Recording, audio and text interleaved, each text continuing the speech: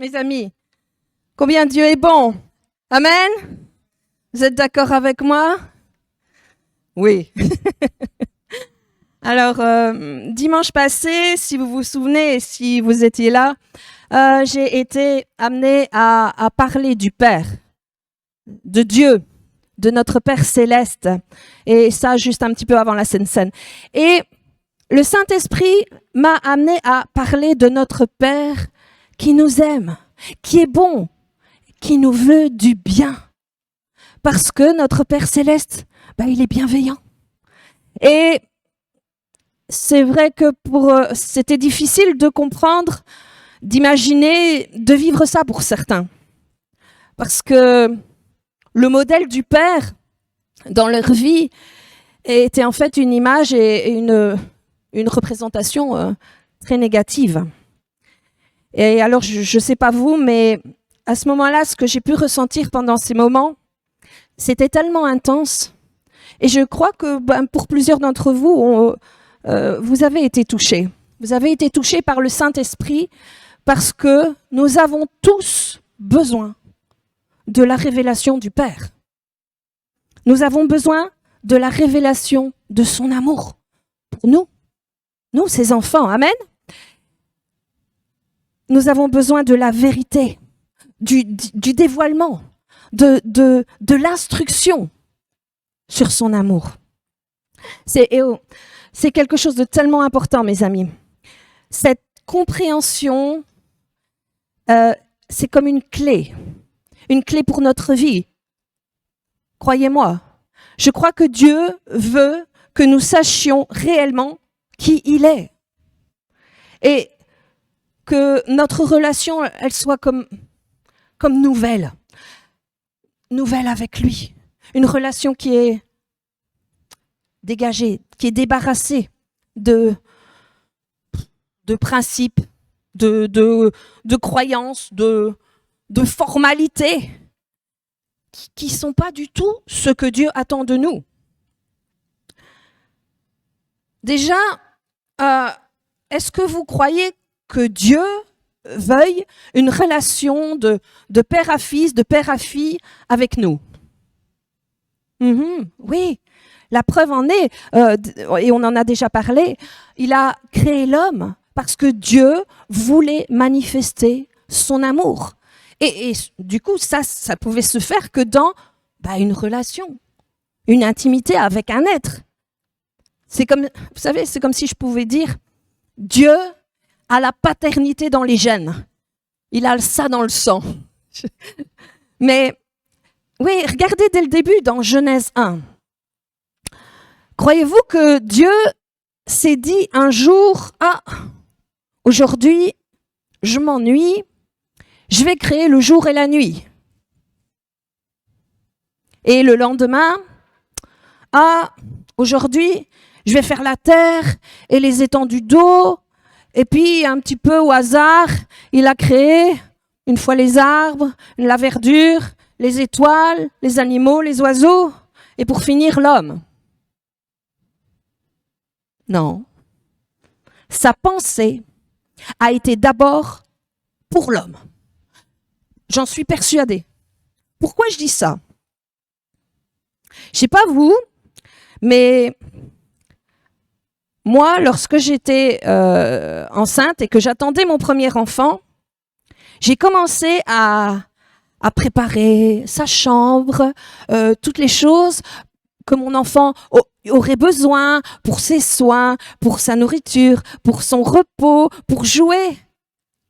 Tout était prêt à l'avance pour la venue de mon enfant que j'attendais.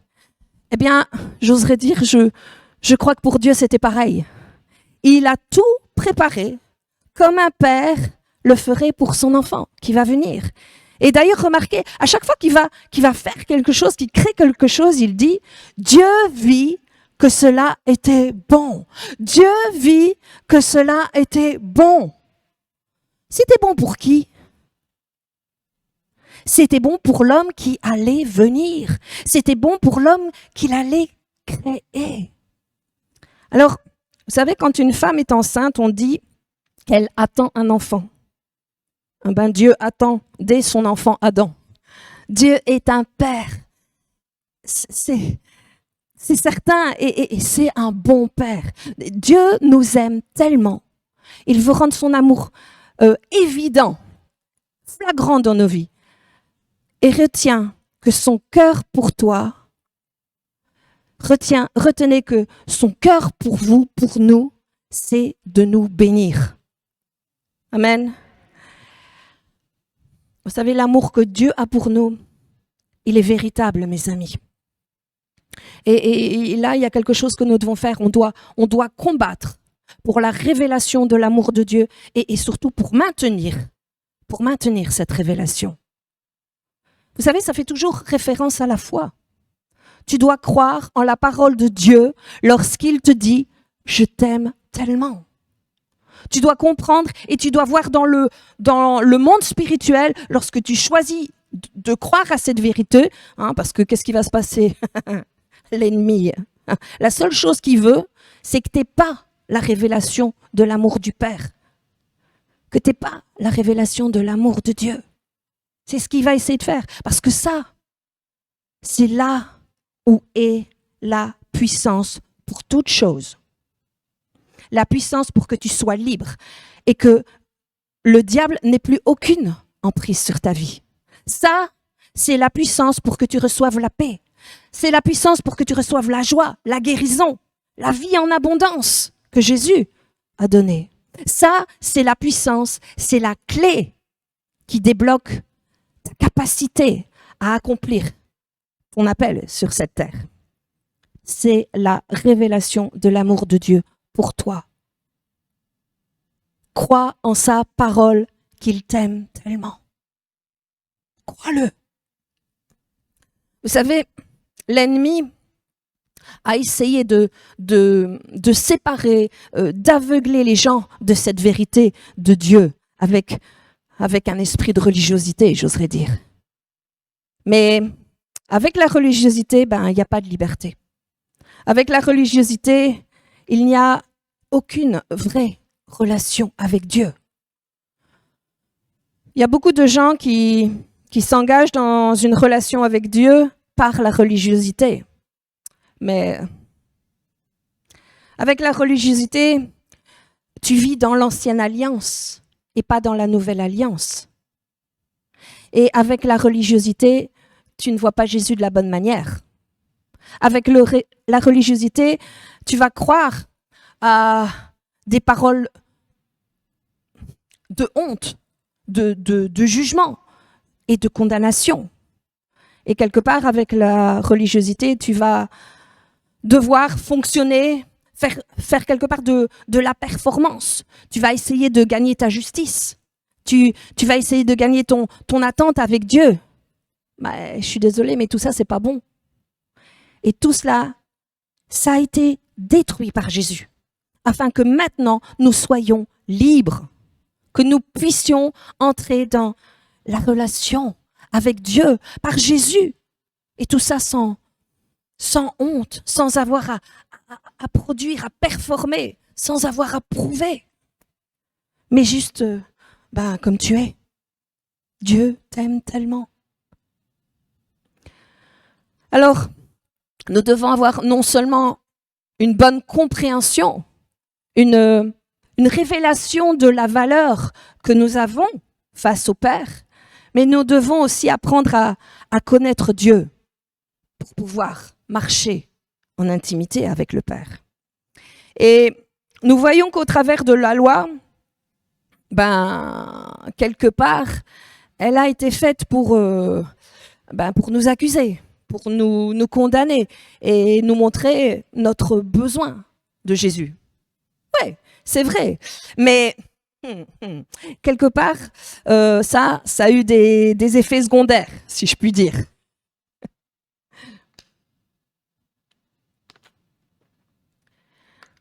Je vais donner un petit exemple.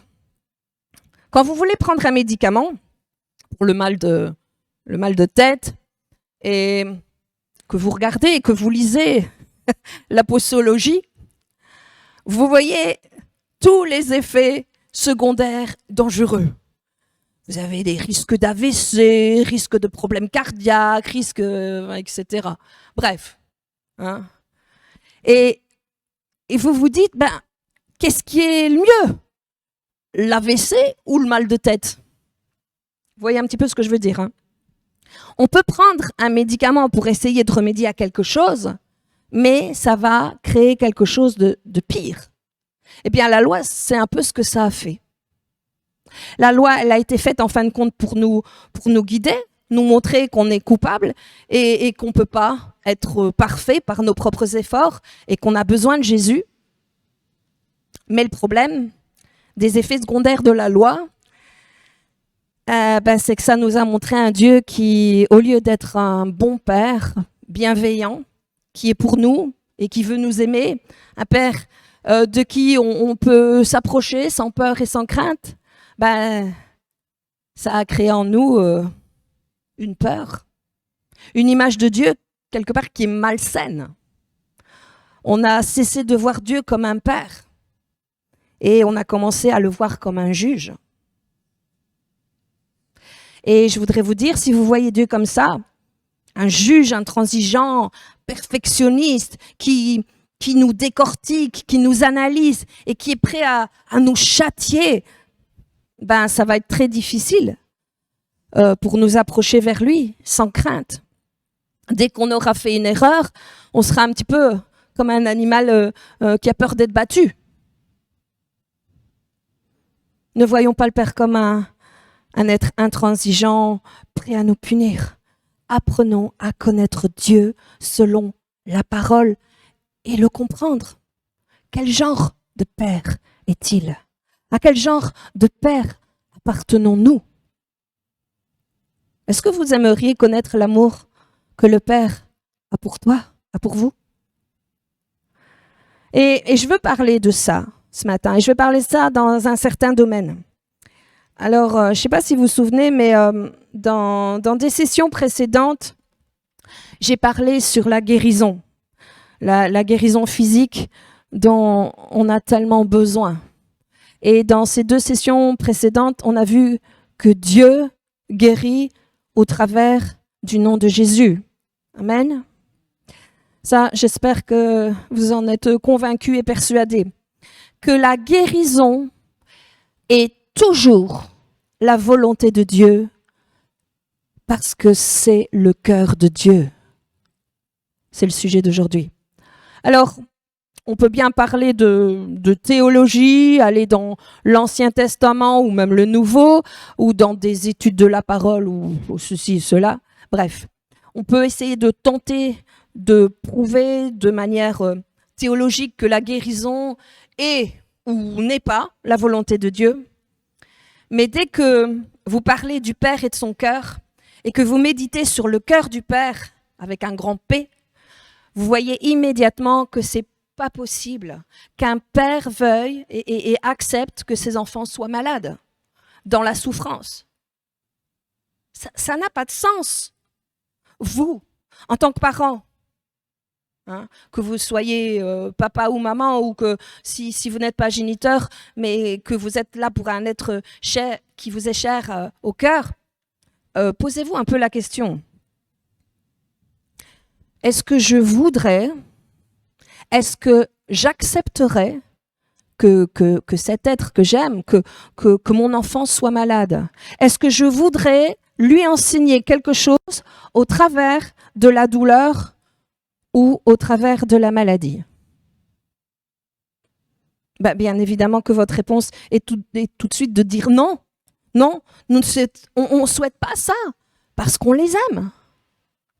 L'amour va faire en sorte qu'on souhaite que cet enfant, que cet être cher, il soit bien, il soit heureux et en bonne santé et qu'il puisse jouir de la vie. Amen. Eh bien, mes amis, vous savez, c'est exactement ce que Jésus a dit. On va prendre ça dans Jean 10, 10 dans la version Darby. Deuxième partie. Moi, je suis venu afin qu'elles aient la vie et qu'elle l'ait en abondance. Donc Jésus a dit, je viens pour vous donner la vie, et il ne s'est pas arrêté là. et je veux vous donner la vie en abondance. Encore plus que ça. Amen. Mais ce que nous voyons, c'est que, justement, il y a une autre partie dans le texte. Et il est dit, le voleur, donc le diable, lui, il ne vient que pour voler et tuer et détruire. Donc là, pour moi, il y a absolument zéro doute sur le désir, le cœur de Dieu pour nous. Alors, pourquoi cette croyance dans les églises qui en viennent à dire que le Père ou que c'est Dieu qui rend malade ou donne des tragédies dans un but d'une leçon divine. Je suis désolée, mais là, il y a rien qui va, ça n'a pas de sens du tout. Vous savez, j'ai entendu un témoignage d'une jeune femme, je me permets. Ça m'a un petit peu troublée. Donc, cette jeune femme, elle avait été agressée. Elle avait été violée. Et ses agresseurs, pour finir, lui avaient tiré une balle dans la tête. Parce que, évidemment, morte, elle ne pouvait pas donner l'alerte et elle ne pouvait plus les identifier. Et elle avait échappé à la mort et au travers de tout ce malheur, de ce calvaire, elle s'est tournée vers Dieu alors qu'elle était au bord du précipice de la mort. Et alors qu'elle était à l'hôpital, elle a crié à Dieu. Elle s'est tournée vers Dieu et elle a reçu à ce moment-là le Seigneur. Alléluia. Mais dans son témoignage, elle en est venue à la conclusion que c'est au travers de ce que j'ai vécu, parce qu'elle a été battue, violée et qu'on lui avait tiré une balle dans la tête, c'est au travers de ça que j'ai rencontré le Seigneur. Donc elle en est venue à la conclusion que forcément, c'était Dieu qui avait permis qu'elle subisse, qu'elle endure tout ça, parce que ça devait être le plan de Dieu pour sa vie. Ça a l'air religieusement possible. Mais honnêtement, moi, quand j'entends ça, ça coince, ça me dérange. Et vous savez quoi? L'esprit me dit non. Je vais illustrer un petit peu cette forme de pensée d'une autre manière. C'est comme si, à chaque fois que vous voyez un incendie, qu'est-ce qui vient tout de suite? Les pompiers. Ou, à chaque fois qu'il y a un accident, voiture ou autre, avec des blessés, tout de suite, les sirènes, les ambulances qui rappliquent. Ce serait ridicule de dire « Ah, mais à chaque fois qu'il y a un incendie, il y a les pompiers. À chaque fois qu'il y a un accident avec des blessés, il y a des ambulances et des secouristes qui viennent. » Je me demande si ce n'est pas eux qui sont à l'origine de tout ça. C'est eux qui provoquent l'incendie, c'est eux qui provoquent les accidents avec les blessés. Ouais, comme ça, ils se créent la sécurité de travail. Non, mais blague à part. C'est ridicule. Cette pensée, c'est stupide. Déjà, comme s'ils n'avaient pas déjà assez de travail et d'intervention comme ça pour en créer. Oui, c'est ridicule de penser que parce qu'à chaque fois qu'il y a un incendie ou à chaque fois qu'il y a un accident, il y a les pompiers et les ambulances qui arrivent et que c'est eux qui sont à la base, que c'est eux qui ont créé cette situation parce qu'ils sont les premiers sur les lieux. Alors oui, c'est stupide et même risible. Et pourtant, combien de chrétiens vont avoir ce genre de mauvaise logique, on va dire, envers Dieu en disant « Ben oui, à chaque fois qu'il y a une tragédie, à chaque fois qu'il y a une maladie, à chaque fois qu'il y a eu quelque chose de dramatique et que la personne a rencontré le Seigneur, ça doit être Dieu qui a orchestré tout ça. » Certainement que c'est Dieu qui a rendu la personne malade. C'est lui qui a permis la tragédie ou l'accident. C'est lui qui a permis l'agression, le viol, le meurtre. Oui, Dieu l'attendait au tournant. Du coup, on trouve ça moins ridicule et moins risible. Pourquoi? Parce que c'est le genre de pensée et le genre de choses auxquelles on a pu croire dans notre vie. C'est une logique qui est absurde. C'est absurde de penser que Dieu en est la cause. Non. Dieu, vous savez, il est un peu comme les pompiers. Il est comme les sauveteurs de l'ambulance. Dès qu'il y a un problème et que vous tournez votre regard et que vous tournez votre cœur vers lui, mais Dieu, bam, il est là parce que Dieu est bon. Dieu, il vient pour faire du bien, il vient pour guérir tous ceux qui sont sous l'empire du diable. Dieu vient pour vous donner la vie. Vous avez besoin de vie et vous l'appelez, vous tournez vos regards, vous tournez votre cœur vers lui. Vous savez, Dieu, il est on dit en anglais, the first responder, c'est-à-dire premier intervenant, comme les pompiers, comme l'ambulance, mais surtout, il est encore mieux qu'eux, parce que lui, il donne la vie. Amen. Et vous voyez le cœur du Père. Vous savez, Jésus, il représentait le Père. Voyez ce qu'il a dit à Philippe. On va prendre dans Jean 14, versets 8 à 9, dans la Darby. Philippe lui dit, « Seigneur, montre-nous le Père, et cela nous suffit. » Jésus lui dit, « Je suis depuis si longtemps avec vous, et tu ne m'as pas connu, Philippe? Celui qui m'a vu a vu le Père. » Et on peut regarder tout au long du ministère de Jésus sur cette terre et honnêtement, je vous encourage, je vous exhorte à regarder et à lire dans la parole tout ce que Jésus a fait, tout ce que Jésus a dit et ce que Jésus a promis, parce que c'est au travers de ça qu'on peut connaître Dieu d'une manière qui est juste et d'une manière intime. Parce que quand on voit Jésus, quand on entend Jésus, quand on observe Jésus, on a l'ouverture, nous percevons et on peut réaliser le cœur du Père. Amen. Et surtout, ce que je vois, c'est que Jésus n'a jamais rendu quelqu'un malade. Non. Jésus n'a jamais créé une catastrophe ou un problème quelconque ou fait quoi que ce soit pour rendre les gens malades ou les laisser malades pour leur donner une leçon. Non. Et on connaît ce passage qui est dans Marc 6, mais on ne va pas le prendre, je vais en parler. Et ce passage parle de Jésus qui va dans sa ville natale, donc il va à Nazareth, et il rentre dans la synagogue, comme il le faisait souvent, pour enseigner. Et il prenait les textes sacrés, mais il parlait de qui il était, et certainement qu'il parlait il le dit, on voit dans un passage, il dit l'onction est sur moi, et il dit qui il est, que Dieu l'a oint pour prêcher la bonne nouvelle aux pauvres, ouvrir les yeux des aveugles et libérer les opprimés. Et tous ceux qui étaient là et qui le regardaient, au bout d'un moment, se sont dit mais c'est pas Jésus? Le fils de Marie et de Joseph? On connaît ses frères. Et il a grandi avec nous. Je vais paraphraser. Hein. C'est pas lui qui a fait les travaux chez toi? Et c'est pas lui qui a fait ton toit aussi? On l'a vu grandir. Et là, qu'est-ce qu'on voit? C'est que ces personnes l'ont jugé. Et ils l'ont pas reçu.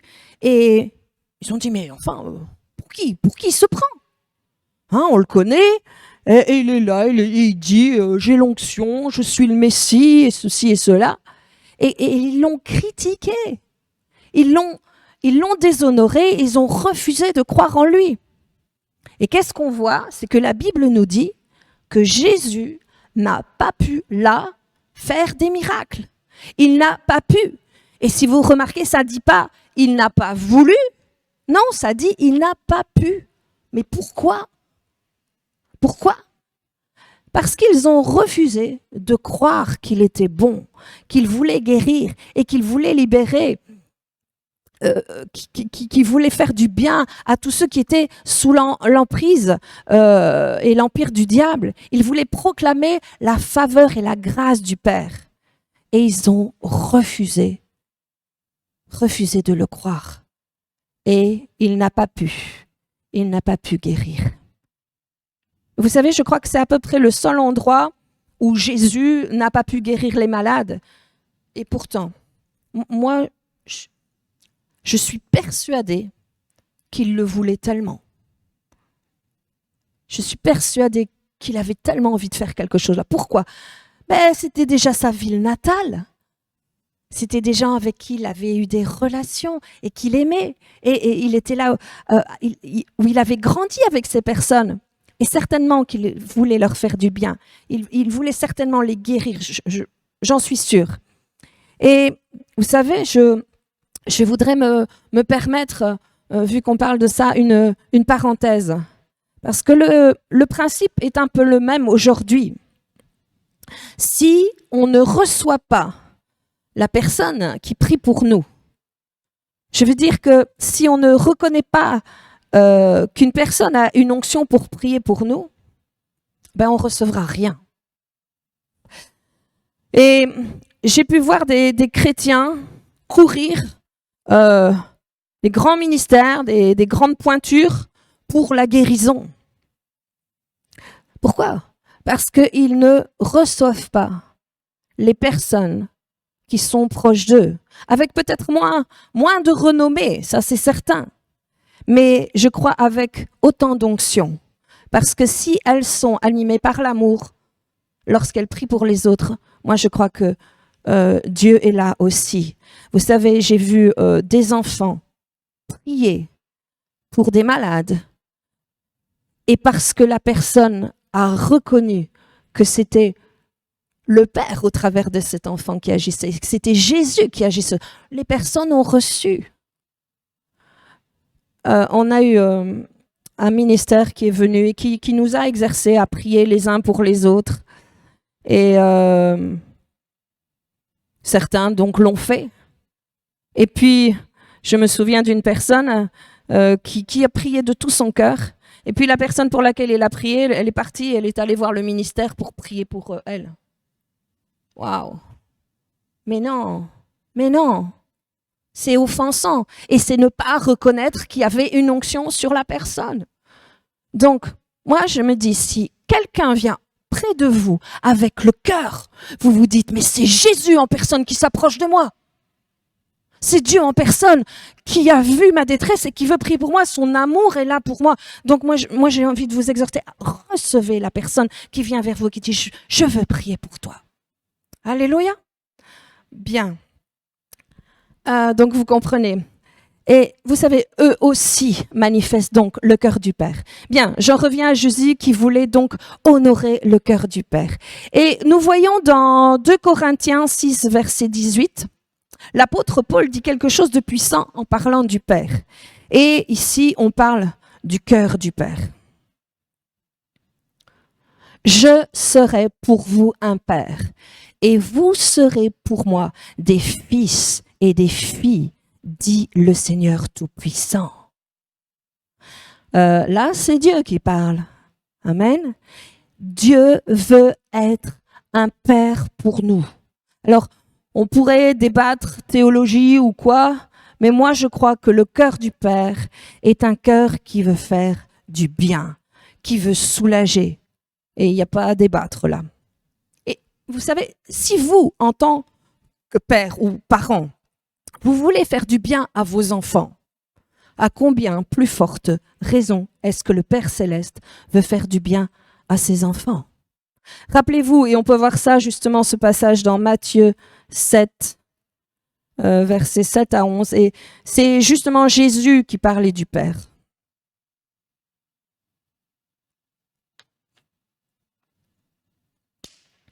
Demandez et l'on vous donnera. Cherchez et vous trouverez. Frappez et l'on vous ouvrira. Car quiconque demande, reçoit. Celui qui cherche, trouve. Et l'on ouvre à celui qui frappe. Lequel de vous donnera une pierre à son fils si il lui demande du pain? Ou s'il demande un poisson, lui donnera-t-il un serpent? Si donc méchant comme vous l'êtes. Et ici, lorsque Jésus dit méchant, c'est dans le sens vous êtes imparfait. Vous êtes plus charnel. C'est un contraste, en fait, un contraste spirituel. Si vous, charnel, vous savez faire du bien à vos enfants, à combien plus forte raison le Père spirituel voudra faire du bien. Donc, je continue le passage. Vous savez donner de bonnes choses à vos enfants, à combien plus forte raison votre Père qui est dans les cieux donnera-t-il de bonnes choses à ceux qui les lui demandent. Amen.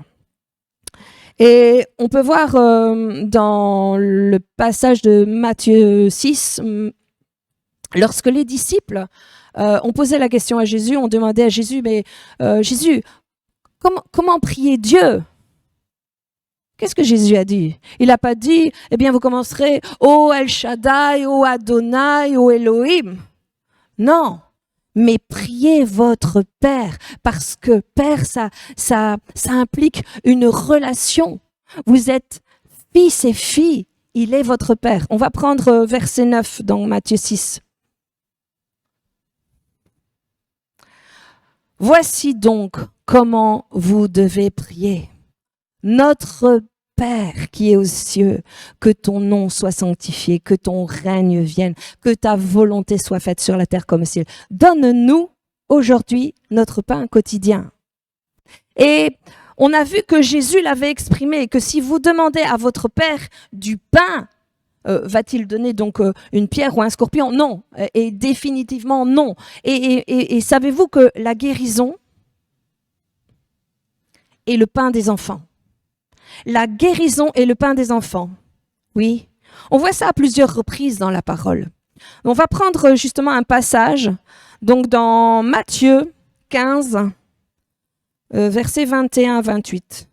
Et honnêtement, c'est un passage qui demande des explications parce qu'il peut paraître assez surprenant.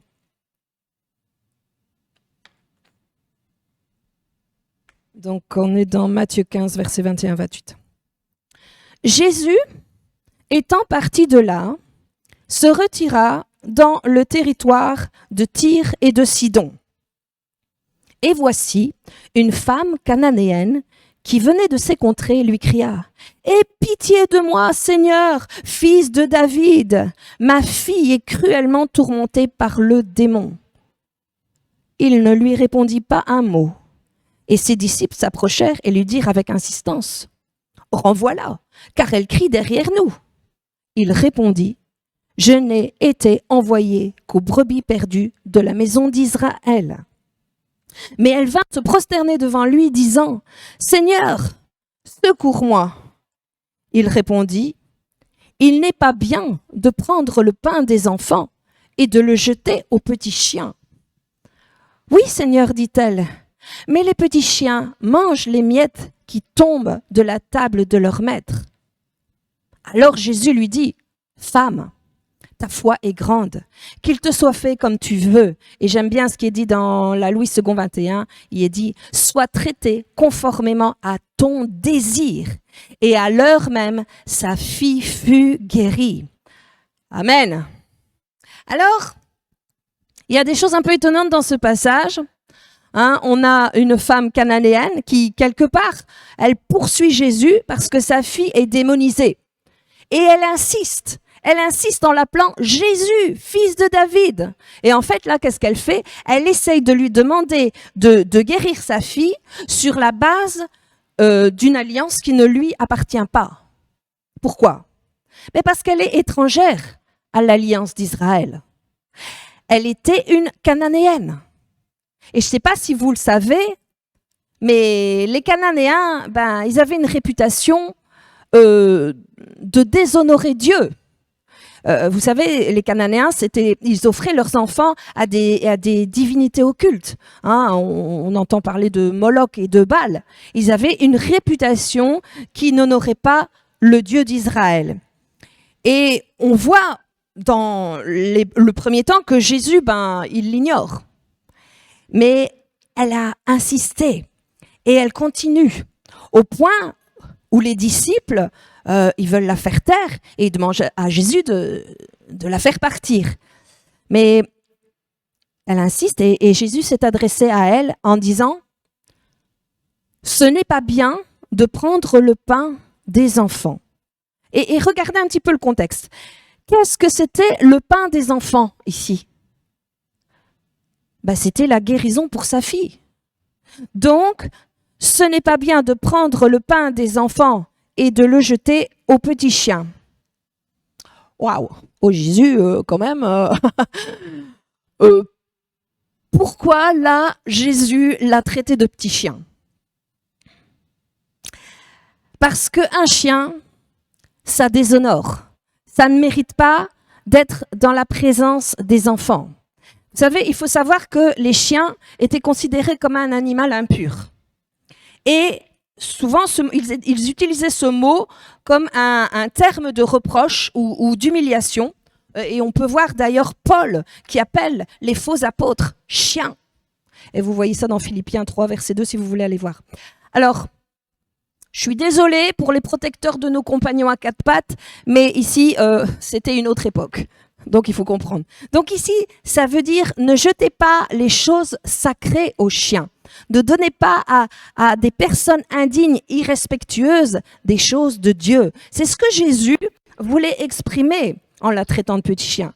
C'est comme s'il disait, je sais que vous, les Cananéens, vous n'honorez pas les choses de Dieu. Vous n'avez aucun respect pour les valeurs du royaume de Dieu. Pourquoi est-ce que je te donnerai des choses que ton peuple déshonore et méprise?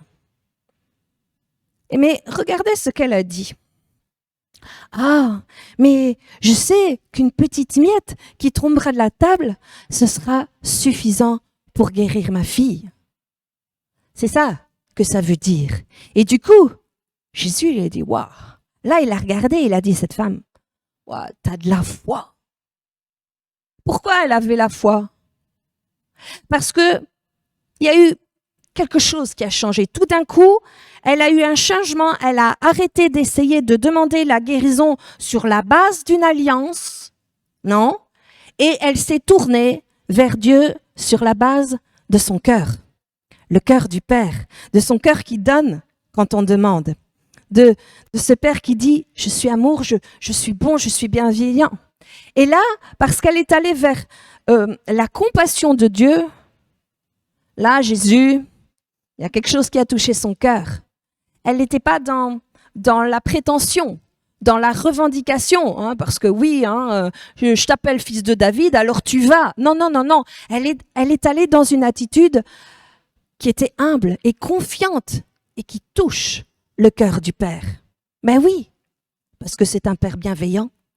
Dieu a un cœur de Père qui aime ses enfants, qui aime sa création. Et on voit donc dans la fin de l'histoire, Jésus qui dit « Ô femme, qu'il te soit fait selon ce que tu souhaites, que ta fille soit guérie. » Et là, c'est extraordinaire parce que vous voyez même, à distance, ça fonctionne. S'il y a la foi, la confiance, ça marche. Donc, si nous pouvons voir le cœur du Père et savoir que Dieu est bon et peut-être sortir de la théologie, sortir du religieux, de se dégager des doctrines, de ce qui peut nous encombrer, et simplement s'arrêter et se dire, un peu comme cette femme, oui, Dieu, je comprends pas. Je comprends pas toutes les règles, toute la théologie, ces choses de l'Ancien Testament qui me troublent, qui me déstabilisent et qui font que je suis dans la confusion.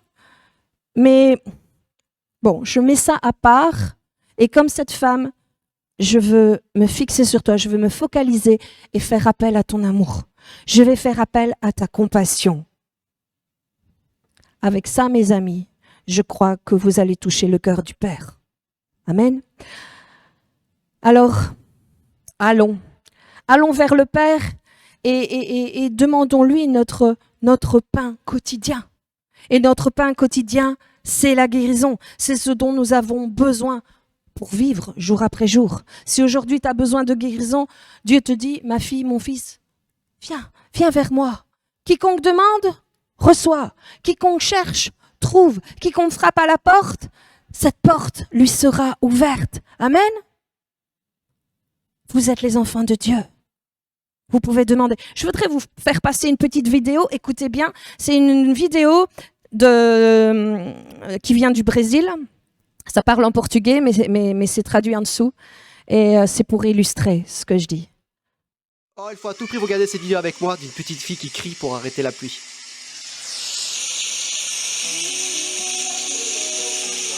Jésus, s'il te plaît. Non, Jésus, non.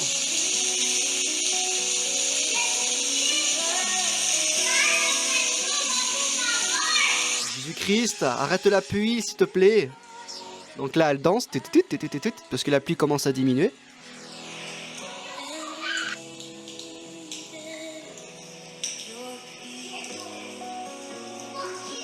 Jésus, un petit peu encore. Il manque un petit peu. Et là, la pluie est arrêtée. Papa, la pluie s'est arrêtée. Et là, elle joue, heureuse. Comme quoi, mesdames et messieurs, la parole a un extrême pouvoir. Surtout les enfants. Et vous, qu'est-ce que vous en pensez ? Merci. Alors, je ne sais pas si vous avez bien compris, mais moi, quand j'ai vu ça, j'ai dit « Waouh !» Cet enfant qui vient et qui a envie d'aller jouer dehors, mais il pleut à verse. Et elle dit « Oh non, Jésus, arrête la pluie ! Jésus-Christ, arrête la pluie !» Et alors, on voit qu'elle est persuadée parce qu'elle revient et elle fait... Elle est confiante, elle dit « Ouais, Dieu, mon Père m'entend. » Et puis, ça s'arrête un peu, elle observe, elle dit « Jésus, encore un petit peu, il y a encore un peu de pluie, allez, vas-y, qu'il n'y en ait plus. » Et puis, plus rien. Et ça va très vite, et je trouve ça, moi, ça m'a énormément touchée, et je me dis ça c'est le cœur du Père. Et c'est nous, ces enfants, et on doit retrouver ce cœur d'enfant. Et si vous regardez dans la parole de Jésus, vous savez, quiconque lui demandait, et nous voyons souvent Jésus se tourner vers ces personnes et dire « Qu'est-ce que tu veux que je fasse pour toi? De quoi as-tu besoin ?» Et après, qu'il te soit fait selon ta foi. Amen. Alors maintenant, lorsque nous allons vers le Père, allons-y sur la base de l'amour. Allons sur la base qu'il est un Dieu d'amour. C'est pas simplement qu'il a de l'amour, mais il est amour. Et vous savez, notre foi, notre confiance en Dieu va fonctionner. Et la Bible nous dit, notre foi va fonctionner par l'amour. On voit ça dans Galates 5, verset 6, dans la version Darby. Mais on va projeter la version Darby, mais je vais vous lire la Louis II 21. En effet, en Jésus-Christ, ce qui a de l'importance, ce n'est pas la circoncision ni l'incirconcision, c'est-à-dire pas le religieux, mais seulement la foi qui agit à travers l'amour. La foi est agissante par l'amour. Amen. Alors, pourquoi arrive-t-il que notre foi n'agit pas? Pourquoi est-ce que notre foi parfois semble stérile? Eh bien, peut-être que nous nous approchons de Dieu sur base d'une doctrine, d'une croyance, de certaines pensées, sur des discussions théologiques, des choses que Dieu considère religieuses, au lieu de nous approcher vers le Père sur base de son amour. Et retenez, parce qu'il est amour, parce qu'il est notre Père et parce qu'il aime ses enfants. Alors, oui, vous avez l'impression que je répète ça souvent ce matin, mais c'est important, mes amis. Il faut que cette pensée, elle soit inscrite dans notre cœur et dans notre être tout entier. Dieu veut faire du bien à sa création parce qu'il est un bon Père, parce qu'il aime ses enfants. Alors je voulais vous poser une question. Est-ce que vous êtes prêts à laisser tomber toutes les petites choses que vous ne comprenez pas dans les doctrines et toutes ces choses qui font en fait qu'on est religieux? Vous savez, le religieux nous sépare de Dieu, nous sépare du cœur de Dieu. Nous perdons la spontanéité, la confiance en son amour avec des attitudes religieuses. Regardez cet enfant, c'est spontané. Et à cause de certaines choses qu'on a acquises, des bagages religieux, nous sommes séparés de la bénédiction du Père. Alors, pause. On doit mettre une pause sur ces principes religieux, des doctrines, des enseignements qu'on a pu recevoir. Et maintenant, tu dis, OK, je vais accepter le fait que Dieu est amour et que Dieu est un Père. Et c'est un bon Père qui est bienveillant. Il n'est pas un Père qui va donner un scorpion ou des serpents, des mauvaises choses, des maladies ou des tragédies à ses enfants. Il n'est pas ce genre de Dieu. Ça vient du malin, ça vient du diable. C'est toujours, et ça, retenez-le aussi, c'est toujours le diable qui fait le mal. Mais le Père est un bon Père. Et il faut se souvenir de ce que Jésus a dit. Je viens pour représenter le Père. Lorsque vous me voyez, vous voyez le Père. Et je viens pour donner la vie, et la vie en abondance. Mais et rappelez-vous que c'est le diable qui vient pour dérober, détruire et tuer. Vous savez, mes amis, ils n'ont pas changé de place. Hein.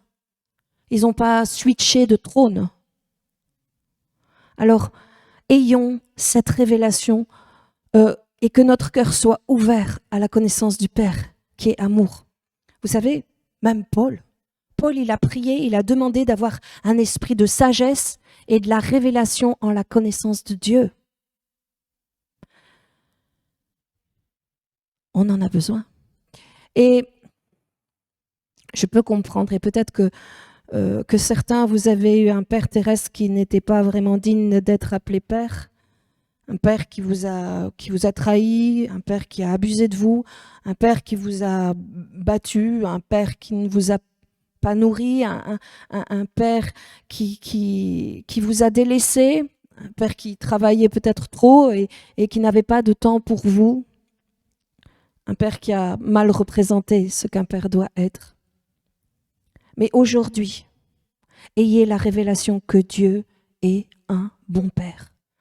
Que le Saint-Esprit t'ouvre les yeux et qu'il te montre, peu importe ton passé, peu importe ta conception du Père et de tous les mensonges du diable, le Saint-Esprit ouvre les yeux de ton cœur pour te révéler qui il est. Un Père qui est bon, qui est bienveillant, un Père qui donne du pain à ses enfants, un Père qui donne la guérison à ceux qui la lui demandent, un Père qui est présent tout le temps, constamment, immédiatement. Amen. Alors aussi, peut-être que, en parlant de Père terrestre,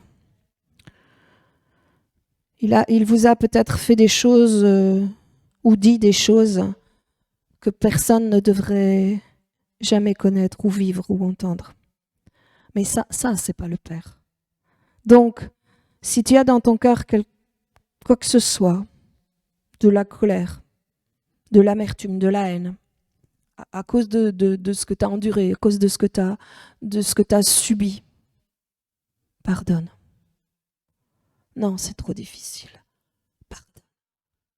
Afin que ton Père céleste lui-même puisse venir et intervenir, te bénir, te guérir, te toucher ton cœur et t'aimer. Souvent, l'offense, c'est comme quelque chose dans notre cœur qui nous empêche, nous, en fait. Ce n'est pas que Dieu est au ciel, les bras croisés, et qui refuse d'agir parce que on a de l'offense dans notre cœur. Non, c'est pas ça. C'est simplement que notre cœur, il nous condamne et nous empêche de recevoir. Il nous empêche de connaître, d'expérimenter cette grâce de l'amour d'un Père qui nous aime. Alors, si votre Père terrestre vous a fait du mal, ne laissez pas cette offense avoir le dernier mot. Comment ça, lui donner le dernier mot? Non, mais moi, je refuse de lui parler.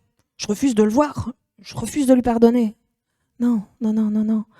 Vous savez, quand vous refusez tout ça, eh ben, vous lui donnez le dernier mot.